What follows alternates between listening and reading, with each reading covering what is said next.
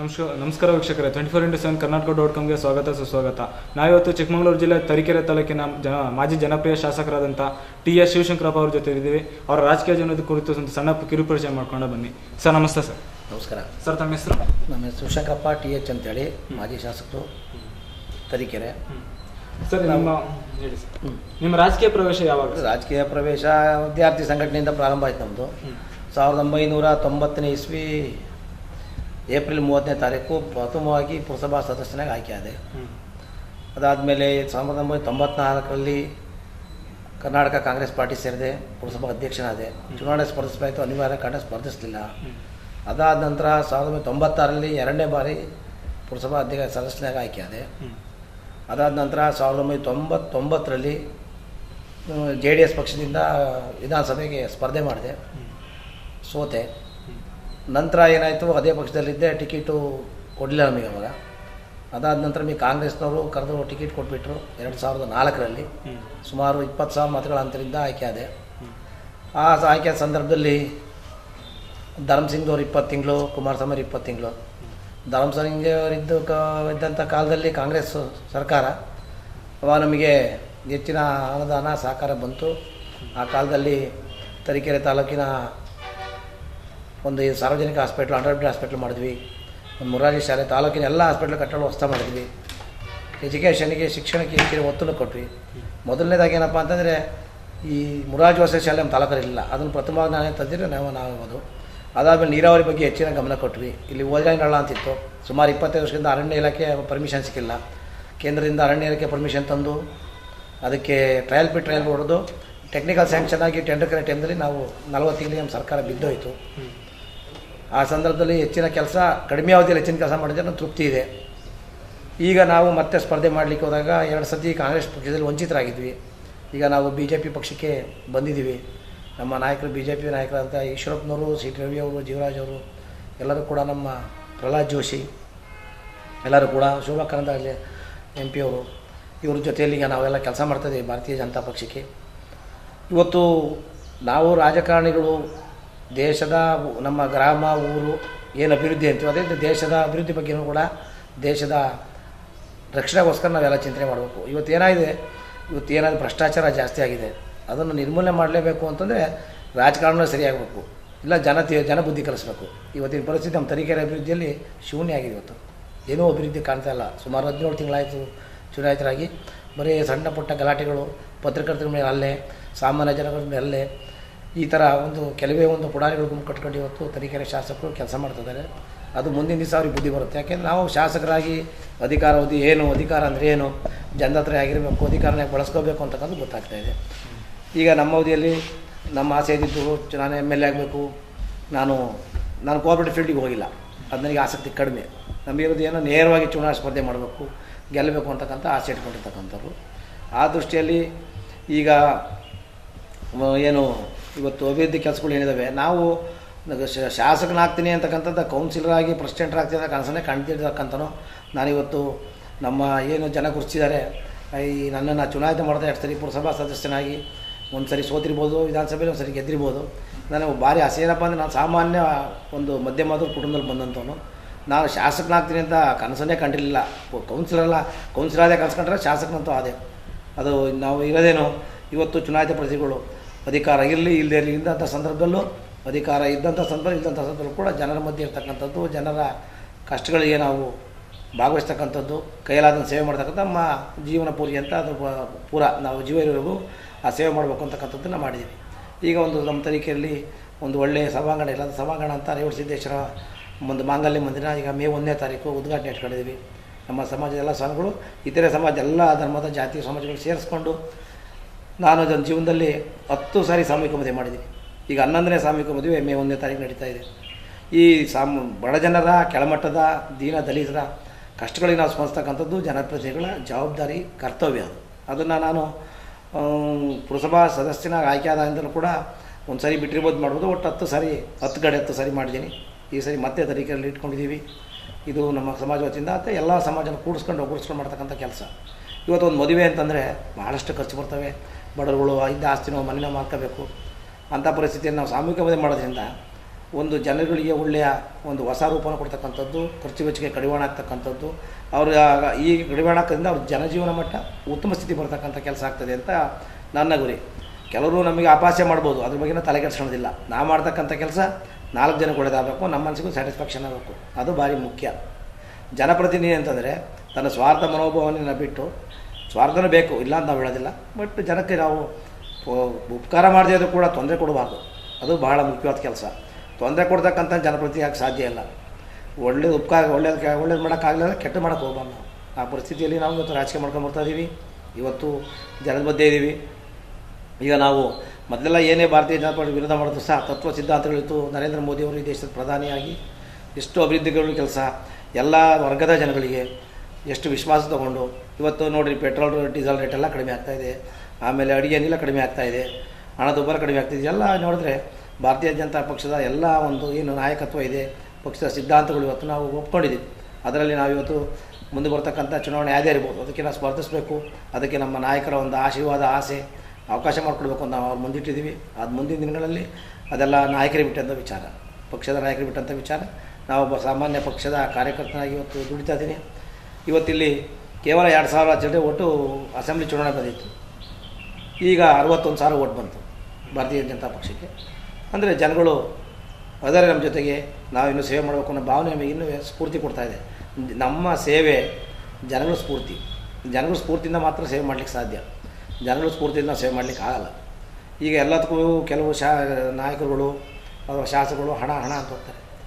ಅದು ಯಾವತ್ತೂ ಒಂದು ಸರಿ ಮುಳ್ಳಾಗಿರುತ್ತೆ. ಅದು ನಾವು ಸತ್ಯ ಹುಟ್ಟಿದ್ದೀವಿ, ಮನುಷ್ಯ ಹುಟ್ಟಬೇಕು ಅಂತ ಕೇಳಲಿಲ್ಲ, ಅಧಿಕಾರ ಬೇಕು ಅಂತ ಕೇಳಲಿಲ್ಲ, ಅದು ಬಂದಿದೆ. ಅದು ಬಂದಂಥ ಸಂದರ್ಭದಲ್ಲಿ ಒಳ್ಳೆಯದು ವಿನಿಯೋಗ ಮಾಡ್ತಕ್ಕಂಥದ್ದು, ಆ ಒಂದು ಸ್ಥಾನ ಬಂದಂಥ ಏನು ಚುನಾಯಿತ ಪ್ರತಿಯಾದ ವ್ಯಕ್ತಿ, ಅದನ್ನು ನಾವು ಒಳ್ಳೆಯದಕ್ಕೆ ಬಳಸ್ಕೋಬೇಕು, ನಮ್ಮ ಸ್ವಾರ್ಥಕ್ಕೆ ಬಳಸ್ಕೋಬಾರ್ದು ಅಂತಕ್ಕಂಥದ್ದನ್ನು ಭಾವನೆ ಇಟ್ಕೊಂಡು ಕೆಲಸ ಮಾಡಿದ್ರೆ ಮಾತ್ರ ಈ ಊರು, ದೇಶ, ಗ್ರಾಮಗಳು ಅಭಿವೃದ್ಧಿ ಆಗ್ತದೆ, ದೇಶದ ರಕ್ಷಣೆ ಆಗ್ತದೆ ಅಂತ ಹೇಳಲಿಕ್ಕೆ ಇಷ್ಟಪಡ್ತೀನಿ. ಸರ್, ನಿಮಗೆ ರಾಜಕೀಯದ ಕಡೆ ಒಲವು ಯಾವ ರೀತಿ ಮೂಡ್ತು ಸರ್? ಏನಕ್ಕೆ ಅಂದ್ಕೊಂಡು ರಾಜಕೀಯಕ್ಕೆ ಬರಬೇಕು? ರಾಜಕೀಯಕ್ಕೆ ಬರಬೇಕು ಅಂತಂದರೆ ನಾನು ಕಾಲೇಜ್ ಯೂನಿಯನ್ನಲ್ಲಿ ಒಂದು ಸಂಘಟನೆ ಬರಬೇಕು ಅಂತ ಒಂದು ಮಾನಸಿಕ ಭಾವನೆ ಬಂತು. ಅಲ್ಲೇನೋ ಬಂದೆ. ಅದಾದಮೇಲೆ ನಾನು ನಮ್ಮ ತರೀಕೆರೆ ಟೌನ್ನಲ್ಲಿ ನಮ್ಮ ರಿಲೇಷನ್ಸ್ಗಳು, ನಮ್ಮ ಸ್ನೇಹಿತರುಗಳು, ಹಿರಿಯ ಮುಖಂಡರನ್ನ ಸುಮ್ಮನೆ ತಮಾಷೆಗೆ ನಾನು ಮುನ್ಸಿಪಾಲ್ಟಿಗೆ ಅರ್ಜಿ ಹಾಕ್ತೀನಿ ಅಂತ ಕೇಳಿದೆ. ಅದೇನಾಯಿತು, ಯಾಕಂದ್ರೆ ಹುಡುಗ ಅವನು ಏನಂತೆ, ನಮಗೇನು ತೊಂದರೆ ಆಗುತ್ತೆ ಅಂತಂದರು. ಆಗದೆ ಅವಾಗ ಇನ್ಯಾರೋ ಬಂದು ಕೇಳಿ ತೆಗಿತಿದ್ದೇನೋ ಗೊತ್ತಿಲ್ಲ. ಅವತ್ತು ನೋಡೋಣ ಮಾಡಲಿ ಬಿಡ್ರಿ ಅವ್ನು ಎಲೆಕ್ಷನ್ನ ಅಂತಂದರು. ಅತಿ ಹೆಚ್ಚಿನ ಮತದಲ್ಲಿ ಆ ವಾರ್ಡಲ್ಲಿ ಆ ಡಿವಿಷನ್ ಆಗೋಣ ಒಬ್ಬರಿಗೆ 4 ಕೊಟ್ಟಿತ್ತು. ಅವತ್ತು ಅತಿ ಹೆಚ್ಚಿನ ಮತದಲ್ಲಿ ಅವತ್ತು ಗೆದ್ದೆ. ಆಮೇಲೆ ಅಧ್ಯಕ್ಷ ಬೇಡ ನೀವು ಅಂದರು. ಏನೋ ಒಂದು ಯೂನಿಟಲ್ಲಿ ನಮಗೆ ಅಧ್ಯಕ್ಷನೂ ಮಾಡಿದ್ರು. ಅದಾದ ನಂತರ ಮತ್ತೆ 2ನೇ ಸರಿ ಮತ್ತೆ ವಾರ್ಡ್ ಸಿಸ್ಟಮ್ ಬಂತು. ವಾರ್ಡ್ ಸಿಸ್ಟಮಲ್ಲೂ ಇಡೀ ಟೌನಲ್ಲಿ ಹೈಯೆಸ್ಟ್ ಗೆದ್ದೆ. ಅದು ಹೋಗುತ್ತೆ. ಯಾಕೆಂದರೆ ಸ್ಫೂರ್ತಿ ಅಂದರೆ ನಾವು ಇದನ್ನೇನು ಒಂದು ಒಳ್ಳೆಯ ಹೆಸರು ಮಾಡಬೇಕು, 4 ಜನಕ್ಕೆ ಉಪಕಾರ ಮಾಡಬೇಕು ಅನ್ನೋ ದೃಷ್ಟಿಯಲ್ಲಿ ಇದಕ್ಕೆ ಬಂದಿದ್ದೀವಿ. ಯಾವುದೇ ಉದ್ದೇಶ ಇಟ್ಕೊಂಡು ರಾಜಕೀಯಕ್ಕೆ ಬಂದಿಲ್ಲ. ಹಂಗೆ ರಾಜಕೀಯ ಉದ್ದೇಶ ಅಂದರೆ ಪ್ರತಿ ಚುನಾವಣೆಗೆ ಎಲೆಕ್ಷನಿಗೆ ಅರ್ಜಿ ಆಗ್ತಾ ಬರ್ತಿದ್ವಿ. ಒಬ್ಬ ವ್ಯಕ್ತಿ ರಾಜಕೀಯಕ್ಕೆ ಬಂದು ಅಧಿಕಾರಕ್ಕೆ ಬಂದು ಸೇವೆ ಮಾಡಬೇಕು ಅಂತಿಲ್ಲ. ರಾಜಕೀಯದಲ್ಲಿ ಅಧಿಕಾರ ಇಲ್ಲದೇ ಇದ್ದರೂ ಕೂಡ ಸರ್ವಿಸ್ ಮಾಡಬೇಕು. ಅದನ್ನು ಫಸ್ಟು ಜನಗಳು ತಿಳ್ಕೋಬೇಕು. ರಾಜಕೀಯದ ಇದ್ದರೆ ಮಾತ್ರ ಸೇವೆ ಮಾಡ್ತಕ್ಕಂಥದ್ದು ಸುಳ್ಳದು. ಎಷ್ಟೋ ಜನ ಏನೂ ಅಧಿಕಾರ ಇಲ್ದರೆ, ಏನೂ ಆಸೆ ಪಡೆದಲೇ ಇವತ್ತು ಜನದ ಮಧ್ಯೆ ಜನದ ಸಣ್ಣ ಪುಟ್ಟ ಕೆಲಸಗಳಿಗೆ ಭಾಗಿಯಾಗ್ತಿದ್ದಾರೆ. ಅಂತಾರೆ ಎಷ್ಟೋ ಜನ ಇದ್ದಾರೆ. ಅಂಥ ಒಂದು ಕೆಲಸಗಳನ್ನ ಮಾಡಬೇಕು. ಇವತ್ತು ನಾನು ಆಕಸ್ಮಿಕವಾಗಿ ರಾಜಕೀಯಕ್ಕೆ ಬಂದಿರ್ತಕ್ಕಂಥದ್ದು, ನಾನು ಏನೋ ಉದ್ದೇಶ ಇಟ್ಕೊಂಡ್ಬಂದಿಲ್ಲ. ನಾನು ಒಂದು ಲೀಡರ್ ಆಗಬೇಕು, ನಾನು ಏನೋ ಸೇವೆ ಮಾಡಬೇಕು ಅಂತ ಬಂದೆ. ಅದು ಶಾಸಕನಾಗ್ತೀನಿ ಅಂತ ನಾನು ಕನಸಲ್ಲೂ ಕಂಡಿರಲಿಲ್ಲ. ಅಂತ ಒಂದು ಭಗವಂತ ಜನಗಳ ಆಶೀರ್ವಾದ ನಮಗೆ ಬಂದು ದೊರಕಿರೋದ್ರಿಂದ ಇವತ್ತು ನಾನು ಒಂದ್ಸರಿ ಶಾಸಕನಾಗಿ ಆಯ್ಕೆಯಾಗಿದ್ದೀನಿ. ಮುಂದಿನ ದಿನಗಳು ಕೂಡ ಪಕ್ಷದ ಹಿರಿಯ ವರಿಷ್ಠರ ಜೊತೆಗೆ ಅವಕಾಶಗಳನ್ನ ಕಾಯ್ತಾ ಇದ್ದೀನಿ. ಅವಕಾಶ ಕೊಟ್ಟೆ ಸ್ಪರ್ಧೆ ಮಾಡ್ತೀನಿ. ಸೊ ನಿಮ್ಮ ಕುಟುಂಬದಿಂದ ನೀವೇ ಮೊದಲೇ ನಿಮಗಿಂತ ಮುಂಚೆ ಬೇರೆ ರಾಜಕೀಯದಲ್ಲಿದ್ದರು? ನಮ್ಮ ತಂದೆಯರು ಒಂದ್ಸರಿ ಪುರಸಭಾ ಸದಸ್ಯರಾಗಿದ್ದರು. ಅಷ್ಟು ಬಿಟ್ಟರೆ ಅವನ್ನ ರಾಜಕೀಯದಿಂದಲೇ ಫ್ಯಾಮಿಲಿ ಏನಲ್ಲ. ಅವಾಗೆಲ್ಲ ಒಂದು ವಾರ್ಡ್ ಸಿಸ್ಟಮ್ ಇತ್ತಂತೆ. ಅದೇನೋ ಒಂದು ಸಿಸ್ಟಮಲ್ಲಿ ಬಾಕ್ಸಲ್ಲಿ ಹೋಗಿ ಊಟ ಹಾಕೋದಂಥದ್ದು. ಅವಾಗೆಲ್ಲ ಒಂದ್ಸರಿ ನಮ್ಮ ತಂದೆ ಚುನಾಯಿತರಾಯಿತು, ಒಂದ್ಸರಿ ಪುರಸಭಾ ಸದಸ್ಯರಾಗಿ. ಮತ್ತು ಬಿಟ್ಟರೆ ಯಾರು ನಮ್ಮ ಫ್ಯಾಮಿಲಿಯಲ್ಲಿ ಯಾರೂ ಪುರಸಭಾ ಸದಸ್ಯರು ಆಗಿಲ್ಲ, ಜಿಲ್ಲಾ ಪಂಚಾಯತಿಲ್ಲ, ಏನಿಲ್ಲ. ಸರ್, ಯಾವ ಪಕ್ಷದ ಫಾಲೋವರ್ ಗುರುತಿಸ್ಕೊಂಡಿದ್ದೀರಿ? ನಾನು ಪ್ರಥಮವಾಗಿ ಕಾಂಗ್ರೆಸ್ ಪಕ್ಷದ ಫಾಲೋವರ್ ಗುರುತಿಸ್ಕೊಂಡೆ. ದಿಢೀರ್ ಅಂತೇಳಿ ಕಾಂಗ್ರೆಸ್ ಟಿಕೆಟ್ ಸಿಗಲಿಲ್ಲ, JDS ಕೊಟ್ಟರು. ನಮ್ಮ ಮುಖಂಡರೆಲ್ಲ ಮಾಡಿರಿ ಅಂತಂದು ಮಾಡಿದೆ, ಸೋತೆ. ನಾನೇನು ಕುಂದಲಿಲ್ಲ. ಆಮೇಲೆ ಮೂಲತಃ ನಾನು ಕೃಷಿಕ, ಜೊತೆಗೆ ನಾನು ಕೃಷಿಕ, ನಾವೇನು ರಾಜಕಾರಣಿಯಲ್ಲ. ಆಮೇಲೆ ಸೋತ ಮೇಲೆ ಇನ್ನೇನು ಒಂದು ಗುರಿ ಮುಟ್ಟಬೇಕು ಅಂತೇಳಿ ತಾಲೂಕಾದ್ಯಂತ ಸಂಘಟನೆ ಮಾಡಿದೆ. ಹಿಂದುಳಿದ ವರ್ಗದಲ್ಲಿ ಸುಮಾರು 37 ವರ್ಷಗಳಿಂದ ಟಿ ಆರ್ ಪರಮೇಶ್ವರ್ ಆದ್ಮೇಲೆ ನಂತರ ಮಧ್ಯೆ 37 ವರ್ಷ ಬೇರೆ ಹಿಂದುಳಿದ ವರ್ಗದವರು ಒಬ್ಬರು ಆಗಿರಲಿಲ್ಲ, ಇದು ಶಾಸಕರಾಗಿರಲಿಲ್ಲ. 37 ವರ್ಷದ ನಂತರ ನಾನು ಇಲ್ಲಿ ಅತಿ ಹೆಚ್ಚು ಮತಗಳಿಂದ 20,000 ಮತ ಅಂದರೆ ಅತಿ ಹೆಚ್ಚು ಮತ. ಅದೇ ಪ್ರಥಮ ಬಾರಿಗೆ ನಾನು ಗೆದ್ದಿದ್ದಿಲ್ಲ. ಒಂದು ವರ್ಗದ ಮತಗಳು ಬೇಡ ಅಂತೇಳಿ ಜನರ ಅಭಿಪ್ರಾಯದಂತೆ ಓಡಾಡದೆ ಗೆದ್ದೆ. ಆ ಹಿಂದುಳಿದ ವರ್ಗ ಗೆಲ್ತಾರೆ ಈ ಕ್ಷೇತ್ರದಲ್ಲಿ ತೋರಿಸ್ಕೊಟ್ಟಿದ್ದು ಅದು 2004ರಲ್ಲಿ. ಸೊ ಇವಾಗ ನೀವು BJP ಪಕ್ಷದ ಫಾಲೋವರ್ ಆಗಿ ಇವಾಗ ಗುರುತಿಸ್ಕೊಂಡಿದ್ದೀರಾ ಅಂದರೆ ಯಾವ ತತ್ವ ಯಾವ ಸಿದ್ಧಾಂತ ನಿಮ್ಗೆ ಇಷ್ಟ ಆಗಿ ಆ ಪಕ್ಷಕ್ಕೆ ನೀವು ಸೇರ್ಕೊಡ್ಬೇಕು? ನಾವು ಪಕ್ಷ ಸಿದ್ಧಾಂತ, ದೇಶದ ರಕ್ಷಣೆ, ಧರ್ಮದ ರಕ್ಷಣೆ, ಜನಗಳ ಕ್ಷೇತ್ರಗಳ ಅಭಿವೃದ್ಧಿ ಇವು ನೋಡಿಕೊಂಡು, ಆಮೇಲೆ ಒಳಜಗಳು ಕಡಿಮೆ ಅಂತ ನನ್ನ ಭಾಷೆಯಲ್ಲಿ. ಕಾಂಗ್ರೆಸ್ನಲ್ಲಿ ಒಳಜಗಳ ಭಾರಿ ಇದೆ. ನಾನು ನೋಡಿದ್ದೀನಿ, ಶಾಸಕನಾಗಿ ನೋಡಿದ್ದೀನಿ, ಕಾರ್ಯಕರ್ತನ ನೋಡಿದ್ದೀನಿ. ಅಷ್ಟು ಒಳಜಗಳಗಳು ನಮ್ಗೆ ಎಷ್ಟೇ ಏನೇ ದುಡಿದು ಕಾರ್ಯಕರ್ತನಿಗೆ ಗುರುತಿಸೋದಿಲ್ಲ. ಅಲ್ಲಿ ಈಗ ಜನಸೇವೆ ಮಾಡೋಕೆ ಒಂದು ಪಕ್ಷನೇ ಬೇಕು ಅಂತಿಲ್ಲ, ಹೆಂಗಾರು ಮಾಡ್ಬೋದು ಅಂತ ನಾನು ಹೇಳಿದ್ನಲ್ಲ. ಈಗ ಒಂದು ಅಭಿವೃದ್ಧಿ ಕೆಲಸ ಮಾಡ್ತಕ್ಕಂಥದ್ದು ಅಂದರೆ ಭಾರತೀಯ ಜನತಾ ಪಕ್ಷ ಅನ್ನೋ ದೃಷ್ಟಿಯಲ್ಲಿ, ಆಮೇಲೆ ಒಳಜಗಳಗಳು ಕಿತ್ತಾಟಗಳಿಲ್ಲ ಅನ್ನೋ ದೃಷ್ಟಿಯಲ್ಲಿ ನಾವು ಈ ಭಾರತೀಯ ಜನತಾ ಪಕ್ಷದಲ್ಲಿ ದೇಶದ ರಕ್ಷಣೆ ಕೂಡ ಆಗ್ತದೆ ಅಂತೇಳಿ. ಈಗ ಮೊನ್ನೆ ಮನಮೋಹನ್ ಸಿಂಗ್ ಇದ್ದಾಗ ದೇಶದ ರಕ್ಷಣೆನೇ ಆಗಿಲ್ಲ. ಇವತ್ತು ಮೋದಿಯವ್ರು ಬಂದಮೇಲೆ ದೇಶದ ರಕ್ಷಣೆ ಏನಾಗ್ತಾಯಿದೆ ಅದೆಲ್ಲ ಚಿಂತನೆ ಮಾಡಿ ನಾನು ಭಾರತೀಯ ಜನತಾ ಪಕ್ಷಕ್ಕೆ ಸೇರಿದೆ. ಸರ್, ಇವಾಗಿನ ಟ್ರೆಂಡಲ್ಲಿ ಅತಿ ಹೆಚ್ಚು ಯುವಕರು ರಾಜಕೀಯದ ಕಡೆ ಒಲವು ತೋರಿಸ್ತಾ ಇದ್ದಾರೆ. ಸೊ ನೀವು ಆ ವಯಸ್ಸಲ್ಲಿ ರಾಜಕೀಯಕ್ಕೆ ಬಂದಿರೋದು, ನಿಮ್ಗೊಂದು ಅನುಭವ ಇದೆ. ಸೊ ನಿಮ್ಮ ಅನುಭವದ ಮುಖಾಂತರ ಅವ್ರಿಗೆ ಏನು ಸಂದೇಶ ಸಲಹೆ ಹೇಳೋಕ್ಕೆ ಇಷ್ಟಪಡ್ತೀರಾ? ನಾವು ಅವ್ರಿಗೆ ಹೇಳ್ತಕ್ಕಂಥ ಸಂದೇಶ ಸಲಹೆ ಇಷ್ಟೇ. ನಾವು ಅವರಿಗೆ ಪ್ರಿಯಾರಿಟಿ ಕೊಡ್ತಕ್ಕಂಥದ್ದು, ನಮ್ಮ ಜೊತೆ ಬಂದಿರತಕ್ಕಂಥ ಭಾಳ ವರ್ಷದಿಂದ ಜೊತೆ ಬಂದ ಸ್ನೇಹಿತರು, ಇವತ್ತಿನ ಯುವಕರಿಗೆ ಮೊದಲನೇದಾಗಿ ನಿಮ್ಮ ತಂದೆ ತಾಯಿ, ನಿಮ್ಮ ಕುಟುಂಬ, ನಿಮ್ಮ ವ್ಯವಹಾರ, ನಿಮ್ಮ ಕೃಷಿಕ ಜೀವನ ಅಥವಾ ನಿಮ್ಮ ಉದ್ಯೋಗ ಇದ್ರಲ್ಲಿ ಮುಗಿದು ಉಳಿದ ಟೈಮಲ್ಲಿ ರಾಜಕೀಯನ ಮಾಡಿ. ರಾಜಕೀಯ ಮಾಡ್ತೀವಿ ಅಂತೇಳಿ ಮನೆ ಹಾಳು ಮಾಡಬೇಡ್ರಿ, ತಂದೆ ತಾಯಿ ನೋವು ಕೊಡಬೇಡ್ರಿ, ಕಟ್ಕೊಂಡು ಅಂತ ನೋವು ಕೊಡಬೇಡ್ರಿ ಅಂತಕ್ಕಂಥ ಒಂದು ಸಂದೇಶ. ಮೊದಲನೇದಾಗಿ ನೀವು ಸದೃಢರಾಗ್ರಿ, ಆಮೇಲೆ ಉಳಿದ ಟೈಮಲ್ಲಿ ನೀವು ರಾಜಕೀಯ ಮಾಡಿ ಅಂತಕ್ಕಂಥದ್ದು ನನ್ನ ಅಭಿಪ್ರಾಯ. ಸರ್, ಇವಾಗ ಯಾವುದೇ ಒಂದು ಚುನಾವಣೆಗೆ ಸ್ಪರ್ಧಿಸಬೇಕಾದ್ರೆ ವಿದ್ಯಾರ್ಹತೆಯ ಮಿತಿ ಇಲ್ಲ ಸರ್. ನೀವು ಗ್ರಾಮ ಪಂಚಾಯತ್ ಆಗಿರ್ಬೋದು, ತಾಲೂಕ್ ಪಂಚಾಯತ್ ಆಗಿರ್ಬೋದು, ಇಲ್ಲ MLA MP MLC ಆಗಿರ್ಬೋದು. ಸೊ ನಿಮ್ಮ ಇಷ್ಟು ವರ್ಷದ ಅನುಭವದ ಪ್ರಕಾರ ಈ ರಾಜಕೀಯಕ್ಕೆ ಸ್ಪರ್ಧಿಸಬೇಕಾದ್ರೆ ಕನಿಷ್ಠ ವಿದ್ಯಾಭ್ಯಾಸನ ಸರ್ಕಾರ ನಿಗದಿಪಡಿಸ್ಬೇಕಾ, ಬರೀ ರಾಜಕೀಯದ ಅನುಭವ ಇದ್ರೆ ಸಾಕು? ಈಗ ಒಂದೇನಾಗುತ್ತೆ ಅಂದರೆ, ಕನಿಷ್ಠ ವಿದ್ಯಾಭ್ಯಾಸ ಒಂದು ದೃಷ್ಟಿ ನೋಡಿದ್ರೆ ಕನಿಷ್ಠ ವಿದ್ಯಾಭ್ಯಾಸ ಬೇಕು ಅನಿಸ್ತದೆ. ಒಂದು ದೃಷ್ಟಿ ನೋಡಿದ್ರೆ ಅವಶ್ಯಕತೆ. ಯಾಕಂತಂದರೆ ಬಾಲ್ಯದಲ್ಲಿ ಹುಟ್ಟಿ ಮಕ್ಕಳು ನಾವು ಅವರ ಕುಟುಂಬದ ಸ್ಥಿತಿಗತಿಗಳ ಮೇಲೆ ಅವರ ವಿದ್ಯಾಭ್ಯಾಸ ಅವಲಂಬಿಸಿರ್ತದೆ. ಈಗೇನಾಗ್ತದೆ, ತಾಯಿ ಬಡತನದಲ್ಲಿ ಹುಟ್ಟಿರ್ತಾನೆ, ಅವನಿಗೆ ಓದ್ಸೋಕ್ಕೆ ತಂದೆ ಕೈಯಲ್ಲಿ ಆಗ್ತಿರೋದಿಲ್ಲ. ಅಂಥ ಸಂದರ್ಭದಲ್ಲಿ ಅವನು ಓದೋದಿಲ್ಲ, ಏನೋ ಮನೆ ಕೃಷಿಕ ಕೂಲಿನ ಗಿಲಿನ ಮಾಡ್ಕೊಂಡು ಏನೋ ಒಂದು ಫೀಲ್ಡಿಗೆ ಬರ್ತಾನೆ. ರಾಜಕೀಯ ಫೀಲ್ಡಿಗೆ ಬಂದಾಗ ಒಂದು ಜನ ಅವನ ಆಶೀರ್ವಾದ ಮಾಡಿ ಒಳ್ಳೆಯಂತ ಮೆಟ್ಲತ್ತಿಸ್ತಾರೆ. ಆವಾಗ ಎಜುಕೇಷನ್ ಶೂನ್ಯ ಆಗಿರ್ತದೆ. ಬಟ್ ಮೂಲತಃ ಅನುಕೂಲ ಸ್ಥಿತಿ ಇದ್ದೇನೋ ಅಥವಾ ಏನೋ ಮಾಡಿ ಓದ್ ಬಂದಿರ್ತದೆ ಕಣ್ರಿ, ಅವನಿಗೆ ಆಸಕ್ತಿ ಕಡಿಮೆ ಇದ್ದಾಗ. ಅದಕ್ಕೆ ರಾಜಕೀಯಕ್ಕೆ ಎಜುಕೇಷನ್ನು ಮತ್ತು ಅನುಭವ ಎರಡರ ಜೊತೆಗೆ ಇದು ಕಾನ್ಸಂಟ್ರೇಟ್ ಅಂತಲ್ಲ, ಆಸಕ್ತಿ ಅದು ಭಾರಿ ಮುಖ್ಯ. ಮಾಡ್ತಕ್ಕಂಥ ಕೆಲಸಕ್ಕೆ ಗುರಿ ಮುಟ್ಟಬೇಕು. ಇವಾಗ ಆಲ್ರೆಡಿ ಸೆಂಟ್ರಲ್ ಅಲ್ಲಿ ನಿಮ್ಮ ನರೇಂದ್ರ ಮೋದಿ ಅವರು ಸ್ವಚ್ಛ ಭಾರತ ಅನ್ನೋ ಕಾನ್ಸೆಪ್ಟ್ನ ಜಾರಿಗೆ ತಂದಿದ್ದಾರೆ ಸರ್.